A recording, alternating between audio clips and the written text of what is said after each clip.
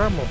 И сейчас средним ремонтом дорог не только в центральных частях города, а именно охватываем те проблемные участки, которые нам задает население окраин наших микрорайонов. Поэтому да, есть таких проектов. Я думаю, в течение месяца уже мы завершим работу. В течение месяца. И, как сказал, гравийную отсутку сделаем до 20. Спасибо огромное.